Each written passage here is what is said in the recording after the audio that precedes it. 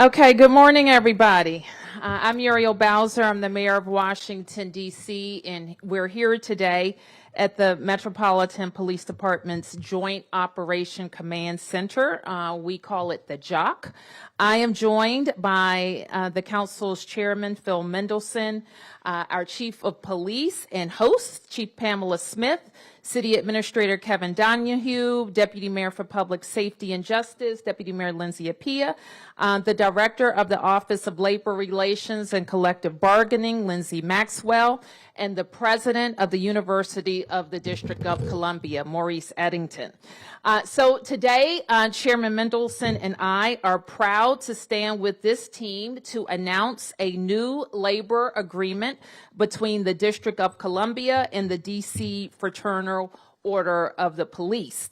Last week, at my situational update, I described how we have experienced a decline in MPD sworn officers over the past decade.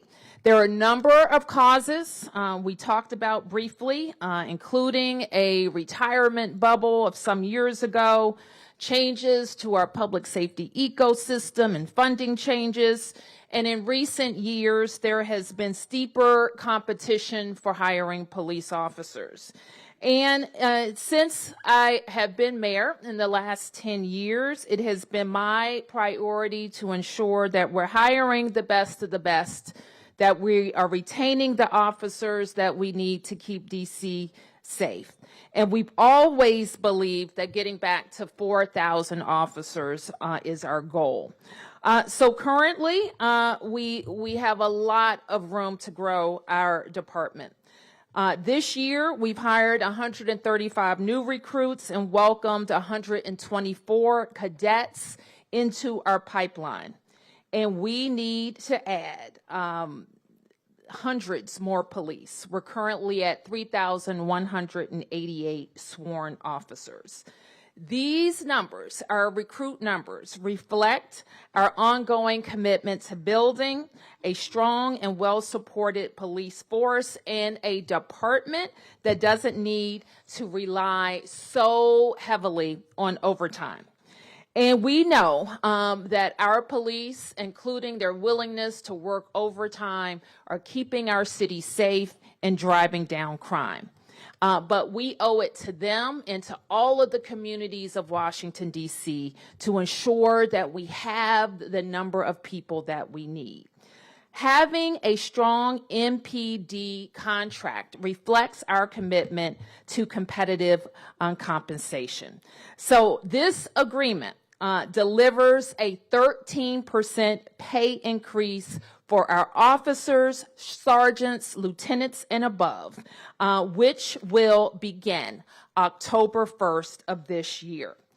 Chairman Mendelson, I want to thank you for agreeing to move emergency legislation at the council's September 17th meeting to approve this pay adjustment. For officers, your retroactive pay increases for that apply we will work very hard, and the officers will know what I mean when I say this, to get all of our internal processing done, updated, and correct so that we can begin issuing those retroactive payments by mid-December.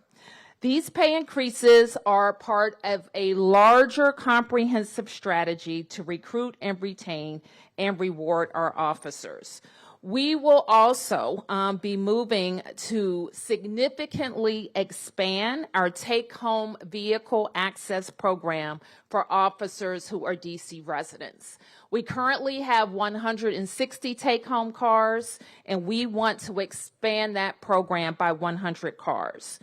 We are also strengthening our partnership with UDC to help our officers and their academy time count as a university credit. And I want to thank President Eddington, and I especially want to acknowledge and thank Chief Smith, who has worked with Councilmember Brooke Pinto, who included this provision in her Peace DC legislation that passed the council earlier this year. And we look forward to working with President Eddington and the UDC board to finalize this program. Today, I will also be issuing a statement of administrative policy related to another bill that's currently at the council that relates to what is called a drop program for police officers and firefighters. And this is another retention tool to keep our police officers and firefighters on the force beyond their retirement age. We will be asking the council to include other provisions to drop that's currently at the council, including removing the mandatory retirement age and expanding the senior police officer program to include lieutenants. We're going to keep listening to our officers, working with the council. We know that with all of the things that I just announced, that partnership with the council is incredibly important. We're going to make sure that Washington, D.C. is the best big city to be a police officer. And this is work that we're committed to doing together. So I want to end by saying thank you to the men and women of the Metropolitan Police Department and to you, Chief, for your leadership. They have a challenging job in normal circumstances. They've had an even more challenging job in the last weeks. They played an important role in driving down crime, not just over the last 2 weeks, but especially over the last 2 years. And we are so grateful for their work. So with that, I want to turn to Chairman Mendelson, and then we'll hear from Chief Smith, Dr. Eddington, and we'll be able to answer a few questions. Thank you, Mr. Chairman. Thank you, Madam Mayor. Good morning. So I want to echo everything that the mayor has just said about what our policy goals are here and what we are trying to accomplish with regard to public safety. I think the main message here is that the government of the District of Columbia cares deeply about public safety. We want to improve public safety, and we're looking for different strategies that will help with regard to improving public safety in the District of Columbia. I want to say that the challenge of the number of officers that we have in our force is not unique to the district. We see that with every police department in this region, and we see it with police departments across the country. And there are many different police departments in this region, as you know, and they're all struggling with recruitment. So we're looking for tools that will improve our hiring ability. The current recruit class, as I understand it, is slightly higher, a little bit higher than what it has been traditionally for the last several years. That's a good thing. That's a trend that we want to see grow. So we're looking for different incentives. This contract is important, and I just want to confirm what the mayor has said, which is that I will be presenting this contract to the council when we come back on September 17th, which I think is 2 weeks from now. I expect that the council will approve the contract. This is a different council than what we had in 2020. It's actually a different society across the country with regard toward its attitudes about public safety. And I fully expect that the council will be approving this contract on the 17th so that it can be implemented as quickly as possible. Thank you. Chief.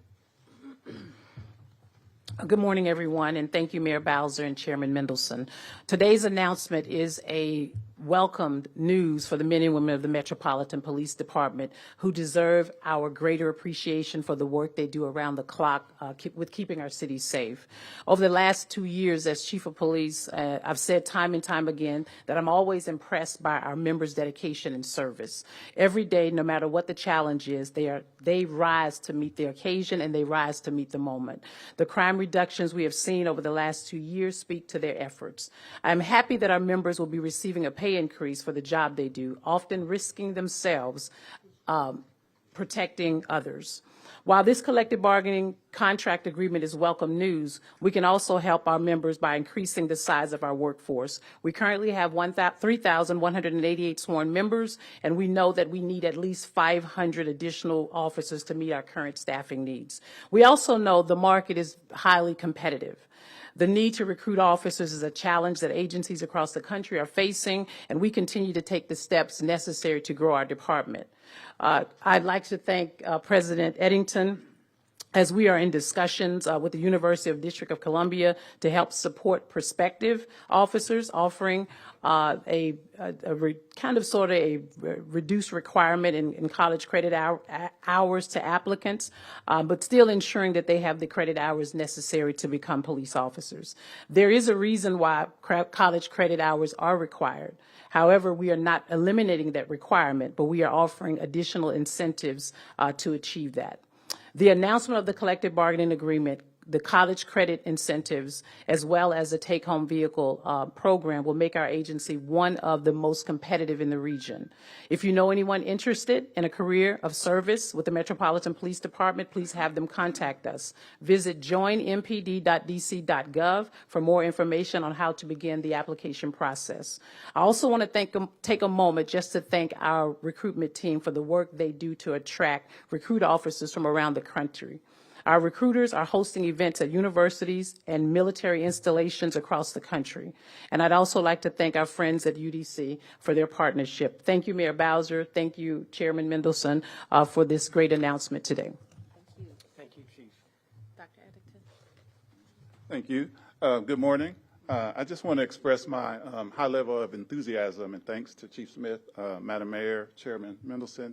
The University of the District of Columbia is very excited to play a role in helping the district in its efforts to retain officers.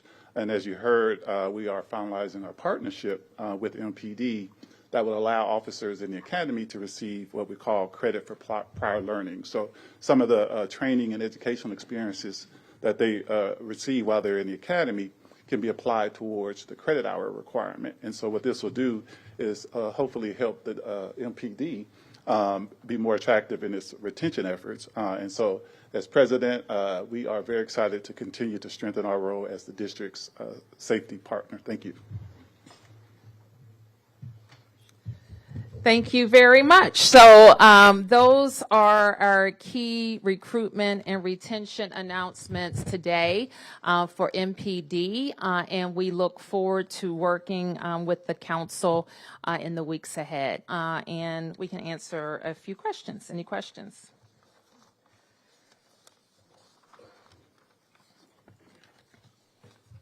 Yes. On the 13%, is that phased in? On the 13th? The 13%, Oh. is that phased in over 3 years as it's laid out in the arbiter's rule? Well, it covers fiscal years 24, 25, and 26. So when you add those together, it starts on October 1, all of them. So it's a 13% raise on October 1. And when I say October 1, that means everything and all our systems, IT systems, personnel systems, financial systems working exactly right so we can begin on October 1st. And then are there any changes as a result of this in the disciplinary process that the union have been asking for? This affects the CBA only. Any other questions? Yes. I'd like to ask the chairman of the council, you just said a moment ago that this is a different council than we had in 2020. Mr. Chairman, could you tell me what you mean by that? Since the council and the legislation that it passed in the wake of George Floyd has been criticized more recently for its liberal laws. What did you mean when you said this is a different council? And if you would step to the mic. You don't want me to speak off mic, Tom? You're familiar with this. There's been a lot of criticism about what the council did or allegedly did back in 2020, defunding, which we didn't do, but defunding, getting police out of schools. There were a lot of criticisms, and the council's just not there. As you know, in the last, this year, but last year as well, we've passed a number of public safety bills. We've made some changes to the law, and we've done it without the disagreement or the acrimony that you saw in 2020. Yeah, Martin. Chairman Mendelson, if you could go back to the mic, sorry. Continuing on what Tom was asking This is the about. mayor's press conference, but fine. Co-equal branch of government. I mean, Absolutely. You can take some questions also. You've been gone for a bit. So speaking about this being a different council, one thing that the council did do, which has been severely criticized by the police union especially, is this comprehensive police and I think justice safety bill, I forget the full name, but police reform bill that limited the ability of the union to actually negotiate on discipline. Now, they've been pushing, and Congress has been pushing to congressional Republicans to get that repealed fully. Is that something you would be considering moving forward in the council? Do you think there's appetite for that, or do you think that still is a justified action that the council made back in 2020? My answer is no, but there were other provisions in the law, such as chokeholds and vehicular pursuit, some issues with regard to transparency, and those have been addressed or largely addressed. So those are other examples. Yes. Did you have a thought? That wasn't particularly clear. Like, do you want to repeal the provision of the law that said limits? no. Oh, you said no. Okay, good. Good morning, Felicia Ashley, ABC7. You all have mentioned the goal or the key number here is 500 officers, and this seems like this may be something to help get us there. Is your hope hearing the work that's being done right now to continue gaining officers would have a role in some of the federal surge we're seeing possibly back off with the city now putting in extra steps to get the officers that we want? Well, let me be clear. We've been on a path to rebuilding our police numbers for the last 10 years. And we have had years where we have had higher recruitment than attrition when we were addressing the retirement bubble. We put in place housing incentives, signing bonuses, and everything should be on the table in terms of how we increase the number of officers we have. So absent any federal action, we need to add to our police numbers so that we can relieve our officers of the demands of overtime that they're currently experiencing. That they do, and they do willingly, because they know when the chief calls on them to deploy them and they're needed, they show up. But from a management perspective, certainly that's not the most efficient way for us to run a police department. So we want to make sure that we're adding the officers that we need. Yep. Can you give us an update regarding overtime use since the federal surge? I know last time you were asked about it with your update. And then a follow-up, I know you released your mayor's order, and I think last time we talked to you, you had mentioned, we're working on something, but there's been a lot of questions about there's no timeline, like an end date to it, and if there's anything that you want to say about that, why it was written in this manner. Sure. So let me start with your last question first. And I have to say that there seems, I think the last time I was with you, I had a similar trying to make sure that we have the record straight on what we communicated in the mayor's order. And I have to say that there was a Washington Post headline that circulated that was simply false. I went back, I reread that order, and then the hundreds of words that were in that order, there was no mention of welcome or welcoming. So that headline was false. And sadly, I think it was intentionally misleading. Let me tell you without equivocation that the mayor's order does not extend the Trump emergency. In fact, it does the exact opposite. What it does is lays out a framework for how we will exit the emergency. The emergency ends on September 10th. The only way it can be extended legally is by the Congress.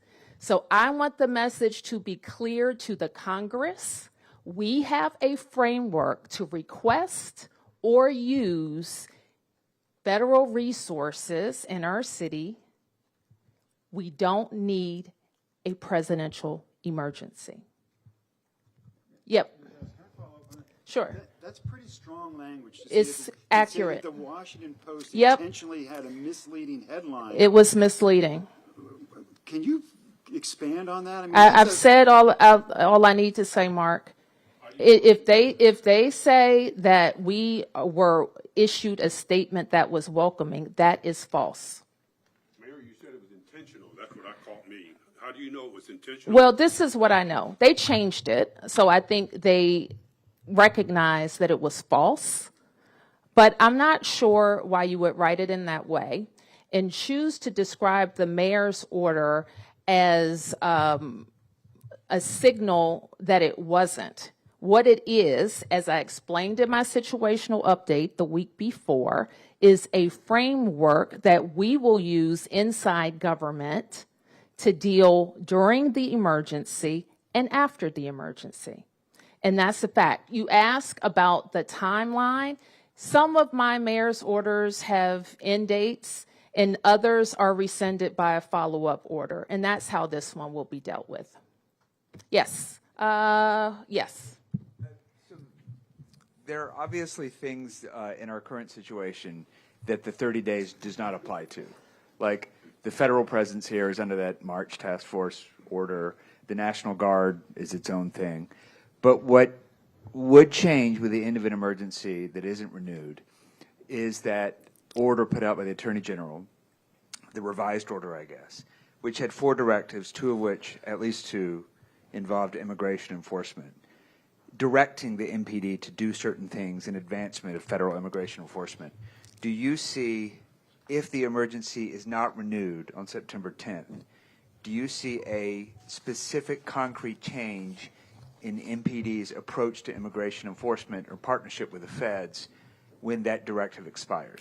You're right to point out that the Home Rule Charter in this 740, which is implicated, compels me to provide MPD services for a federal purpose. The AG order specifically outlines some requested MPD services related to immigration enforcement, which is a federal purpose. Those expire with the presidential emergency. What we made clear in the mayor's order is there are federal agencies that we work with all the time that help us, whether it's in investigations or high-level crime investigations, that have helped us drive down crime in the city for decades. And our expectation is to work with those agencies. Yes. 2 questions. With the new 13% increase, can somebody say what the starting salary is now just for an officer? And then also you mentioned the signing bonuses and all that. Is that still in effect? And did that seem to be helpful? Chief, do you want to speak to that? The helpfulness? Yes, I think the certainly the sign-on bonuses are helpful, but it's more than just the sign-on bonuses. We also offered housing assistance. And I think that has certainly been helpful. And then we also utilize the pipeline for our Cadet Corps program that has also been a viable source where our cadets do attend the University of District of Columbia. They earn their 60 college credit hours or an associate's degree, and then they join our recruit training academy. And so that has certainly been helpful. We have also kind of expanded, if you will, our reach with our recruitment team that I stood up in 2024 to ensure that we are also going outside of the District of Columbia and also building a partnership with our military installations in order to ensure that we're recruiting additional officers for the MPD. And that's all still in place? That is all still in place, yes.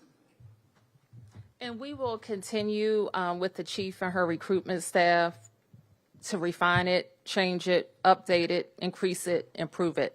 And then what does this put the starting salary at for an officer? Let me get that to you exactly. Yes. Beatrice Peterson, ABC News. So earlier you were talking about your mayor's order that you released yesterday and saying that the emergency ends on September 10th. Can you explain what September 11th is going to look like for people in the district? I can explain to you that we will continue our focus under the leadership of Chief Pamela Smith of working with our police officers and deploying across the city as needed. Yes. All right, we're in round 2 now, so this is it. I'll keep it short, I promise. Okay. Mayor, would you mind sharing just some of the feedback you've received from the community during this time of some of the federal surge that we're seeing here? I know last week we talked about a change or a stronger collaboration that we learned about between DC as well as the federal surge. Can you talk about the feedback you've received from the community on that? It has been across the spectrum of feedback. People who are, like me, outraged over the intrusion on our federal autonomy. People who, like me, see protecting home rule and our autonomy as our North Star are saying, keep making the right decisions, the tough decisions, and keep explaining what you're doing to DC residents. I hear from other people, why did you do that? What did you say? And I talk to them about why I did that. I have spent a lot of time talking about the Home Rule Charter, what it requires, and also talking about DC statehood and how that is the only vehicle to us not having an intrusion on our autonomy. And so I've had a lot of tougher questions. I've had questions every level of government. And so we have worked hard. We stay on the phone. We stay in meetings on keeping people informed of how we're going to get on the other side of this. Yes. This could go to you or Chief Smith either way. The one thing I've always noticed when the data comes out on overtime is that it's somewhat evenly split between what DC pays and what the feds pay. So, or DC pays a little bit more, but either way, the feds pay a significant component. So you're assuming that MPD police officers are doing a lot of federal work. Yes. Has there ever been a request of the federal government to start ponying up more money, both not just to pay that overtime, but also to maybe they should start hiring police officers or start considering using all the agents that they do have to start taking some of that pressure off of MPD when it comes to we spent a good part of last year focused on, this is Tomas's, one of his favorite topics. Where is Tomas? On EPSF. And that's the emergency fund that is included in our payment. One of the only payments to us that's different than other states, and its purpose is to pay for how we support the federal government. We support the Fed, and the chief can say this better than me. We support them in a lot of ways, including movements of the president, movements of diplomats, First Amendment demonstrations, which we saw First Amendment demonstrations take off after 2020 in this city, inaugurations, all manner of special events that require additional work. We're not complaining about the additional work because we think we do it best, and we want to be able to serve in that role. But there is a cost, and in recent years, the payment hasn't matched what it cost, especially with the inaugurations and the additional protest activity. So we have a request. I think last year we wanted 100, we got to 90, and then the CR issue kind of wiped out that work. This year, we're gonna, it wasn't what it needed to be in the president's mark, and so we're working with the Congress to get it up. We think 90 to 100 million is where it needs to be. Okay, Tom? Yep. I have a three-part question. Has any of your administration been subpoenaed by any of the Hill House committees to appear on the police stats issue or any other issue? Are you planning to testify anytime soon on the Hill? No, and we will participate as we are asked. Okay. You have, at your first press conference almost 2 weeks ago, you specifically singled out ICE and its snatching of people off the streets. You called it a terror and a Yes. horror. Have you conveyed that? Most of everything I've seen online, social media, is the objection by citizens and people of this city of how ICE is masked, unidentified, cars not marked, just snatching people off the street. Have you expressed that concern to Bondi, the Attorney General, or to the White House? Yes, I have. And let me just say a little bit more about that, Tom, because I agree with you. What our residents are, they're concerned about a lot of things, but they're concerned that MPD has been compelled to participate with ICE. This is a requirement of the Home Rule Charter when the president requests MPD services for a federal purpose in an emergency, okay? We got to get out of the emergency. That's why it's important that you understand that the framework that I laid out in the mayor's order is a pathway out. And we have to be very clear to members of Congress that this is how we will be able to request or receive additional resources, management to the most strategic benefit for DC residents and public safety. And the other thing that is our primary concern is violent crime. How do we get guns? How do we keep people from using guns? How will we continue to drive down carjacking, use of guns, homicide in the city? We've been driving it down for 2 years. That accelerated, and we want it to keep accelerating. So how do we do that? So our deployment and our resources have to be used on violent criminals. And I can't say that the ICE activity is getting violent criminals for the most part. And if I could finish my final question. You and the chairman started this news conference by talking about the labor agreement with the Metropolitan Police Department. You invited the chairman of the DC Police Union, Mr. I think he's Sergeant, or I'm not sure, Detective Pemberton. He's here in the audience. Was he invited to speak today, or could he speak about the agreement you guys have reached?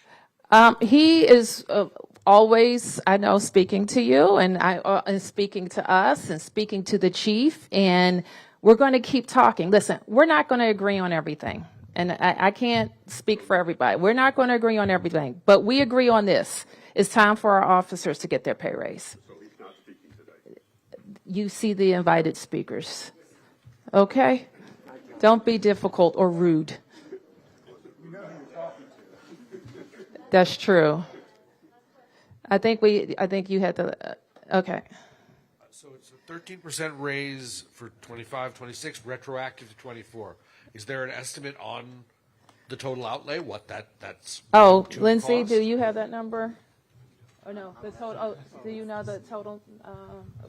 It is 24, 25, and 26, which is why, as we enter into fiscal year 26 in October, the mayor said the totality of the agreement will be effectuated at the first pay increase, because all 3 years will be seen in the first pay bump that officers get. The total outlay is something that we don't know the precise number till we actually run the payroll, because when you run the payroll, your assumptions get much more refined. Our estimates estimate the total cost of it, excluding any retirement implications, at between $200 and $220 million. Oh, can I have one more detail? Yep. Okay, sorry. In DC, we are unique, so when we pay for anything, we have to show how I pay for it over 5 years. So when I gave you that number, that is not just the cost of what will be seen in the pay increases, it's the cost of carrying those pay increases forward over our entire financial plan. So it's a 4-year total. So it's a 4-year total. So it's not the total amount for the first paycheck that folks get is not that. That's the 4-year total for our whole financial plan. And we put in the budget the ability to pay for the entire financial plan's worth of pay increases for MPD. Now, as context, we have 13 unions that we negotiate CBAs with. 13.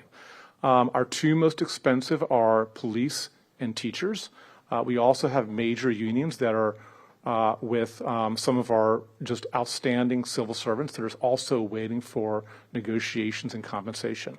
Fire, teacher aides, principals. At the end of this fiscal year, some of our office workers. So we are eager to be able to negotiate with all the unions. However, things like a CR delay what we can do, and the exiting or the downsizing of our federal workforce has a direct line to the revenues that we actually can use to be able to negotiate CBAs. So that gives you a context of that number, but keep in mind there are 13 unions, and probably once you get to October 1st, probably about 8 of them will need a negotiated new contract. Okay, last question. If I could just I have a multi-part follow-up on Tom's question about the investigation into the crime data. Chief Smith, have you or any of your command staff been interviewed by the Department of Justice regarding their investigation into the crime statistics? We've had a few that, maybe one or two that have been interviewed by DOJ. Yes. Have you personally been interviewed I have not. yet? Do you know if you will be? I'm not sure if I am. I will cooperate as I would expect anyone else to do it across the department. Mayor Bowser, you've got a lot on your plate, obviously. Congress is back. Yesterday, House Republicans held a press conference. This morning, Senate Republicans will be holding a press conference, all talking about various pieces of legislation they plan on introducing that would have, multiple, everything from blocking the council's secret meetings that the press are not allowed to come to extending the crime emergency and numerous others. I'm wondering about your concern about all those different pieces of legislation you're going to have to fend off. At the same time, you could be facing another CR, and I'm wondering if you know if that's been resolved, that the language won't be the same as in the last CR. And then the budget is still with the Congress for their approval. I don't know when the clock ends on that, their 30-day to approve that, but they could add riders to that. So there's a lot that you will be facing. I know there's a lot in that question. There's a lot in that question, and welcome to my world, and thank you for pointing that out. It is a complex, but it's a complex world to navigate, and I'm just really proud of my team, and I'm grateful to DC residents for their questions, their comments, their concerns, even the tough ones, for recognizing that we have a lot to navigate. It's important that we keep our eye on the prize, that we maintain our home rule and autonomy, that we deliver high-quality services, that we balance our budgets, that we remain a city where people want to live, work, and grow their families, and we deal with all of the interference that's coming our way.